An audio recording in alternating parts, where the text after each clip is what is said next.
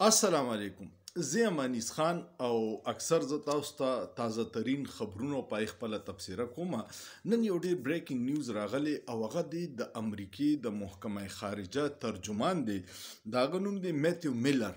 هغه یو بیان کړی دی چې مونږ امریکې د پاکستان په بیلسټیک میزایل باندې پابندیانو کې اضافه وکړه او هغوی سره چې کم ریلیټډ څلور کمپنیانې دي په هغوی پابندي ولګېدله. دا کمپنیانې څه دي؟ دا یو د نیشنل ډیولپمنٹ کمپلیکس NDC ورته وي، یو دی اختر اینڈ سنس پرایویټ لیمیټډ، یو دی راک ساید انډسټریز انټرپرایزز او یو دی افیلیټکس انټرنیشنل. دا پابندي ولې ولګوله؟ دا بیلسټیک میزایل چې دی دا بین البریاعظمي دی، د یو بریاعظم نه د بل بریاعظمه پورې د رینج دی او دا ځان سره ایټمي مواد هم وړي شي. د دې رینج دی پاکستان کې ټول نه غټ رینج والا چې دی هغه دی 2750 کیلومیټر. نو په دې باندې پابندي باندې نور پابندیانې ولګولې. زموږ دفتر خارجه د پابندیانو ته افسوسناک او غیر منصفانه وي. نو دا یو را روان وخت لپاره پاکستان ته ډېر لوی نقصان یې ورسو. جو بایډن انتظامیه په تلو کې دا اقدام وکړو. یو طرف ته هغه زموږ د رژیم چینج د سرپرستی کوله، دویم طرف ته دا اقدار وکړو. دا د هغه د منافقانه پالیسۍ یو نتیجه ده. دویم خبر دا دی چې سټاک ایکسچینج کې 4800 پوینټ کمې راغی. دا یو پوینټ چې کم شي کنه په لکونو کروڑونو روپۍ تاوان وشي. 4800 پوینټ ایربونو د خلکو ډوبې شوي. او زه اکثر تاسو ته وایم چې سټاک ایکسچینج تیزی چې دا نو د ملک د معیشت علامت نه دی.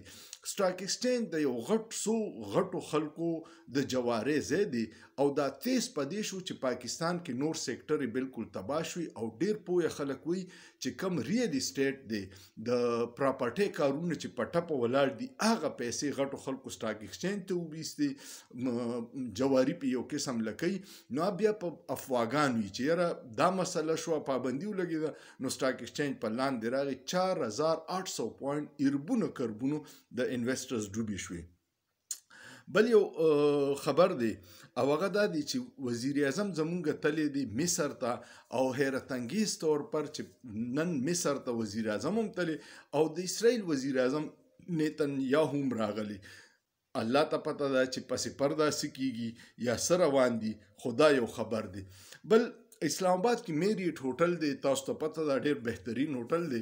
خو چې کله زمونږ د غټ خلک د طاقتورو خلکو څوک خبره نه مني نو بیا دا وړې ادارې استعمال کړي او هغوی باندې پابندیانې ولګي.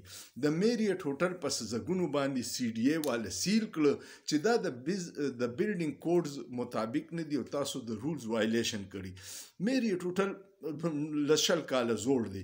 دا CDA وال اوس را پاسېده او ورته وي چې دوی مخکې اردو او دا چې جوړېدو نو هغه چا چې نقشه پاس کړی کم انجینیر نو هغه ولې اردو نو هغه بیا اسلام آباد های کورټ کې اپیل وکړو، هغې ولې ډي سیل کړه.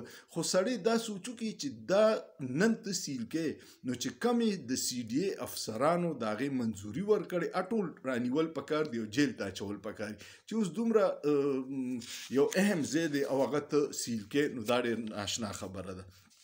بل یو خبر دا دی چې رژیم چینج کله شوی و کنه نو دا نه پس چې ملک کم تباہی ته روان شوی نو ریټایرډ افسران چې بریګیډیرز وو، میجر جنرالز وو، لیفټننټ جنرالز وو، هغوی چې به تجزیه کولې نو هغوی به دا وي چې دا زموږ ادارې چې کم خلک مسلط کړي دا ملک تباه کوي او دې سره د عوامو کې د ادارې ډیر زیات دغه راځي. نو بیا په هغې ډیرو خلکو باندې پابندیانې ISPR ولګولې او میډیا ته وویل چې مونږ درته کم اجازت درکړو د هغې سړي به تاسو دفاعي تجزیې له راغواړئ چې مونږ NOC نه یې ورکړی ابه نه راغواړئ. په هغې ورځو کې تاسو ته پتې بریګیډیر شعیب میجر جنرال شعیب صاحب و هغه هم پکې اخره کې FIA جیل ته کړی چې هغه په هغې رژیم چینج کولو خلک چې کومو د ادارې په هغوی تنقید کړی نو په هغې وجه باندې هم تللی. اوس بیا داسې چلو شو چې د فوج یو ریټایرډ کرنل دی، کرنل ریټایرډ انعام الرحیم هغه د دغه آی اس پی آر د نوټیفیکیشن او ان او سی خلاف اسلام آباد های کورټ ته اپیل کړو چې دا غیر منصفانه دي د دوی پکې څه اختیار دی چې څوک هم زی خپل تبصره کولی شي نو نن جسټس بابر ستار د اسلام آباد های کورټ هغه د آی اس پی آر هغه نوټیفیکیشن معطل کو او هغوی ته وی چې هر سړی تلی شي تجزیه کولی شي یو بل خبر دی کم دی کې چې اوریجنل جمهوریت دی جمهوری خاندانونه دي او هغه رویو کې او بل ځای کې زموږ جعلي دغه د جمهوریت دی او خاندانونه داسې دي چې هغوی په احساس کمترۍ کې دي کمپلیکس کې دي زموږ د اقتدار وزیر اعظم وګوري یا د پنجاب وزیر اعلی بی وګوري هغه برانډډ شیزونه چې بیا د خلک په نیټ راوګوري په 25 लाख रुपए परसी په 50 लाख रुपए کوټي په 2.5 لک روپے بوټانی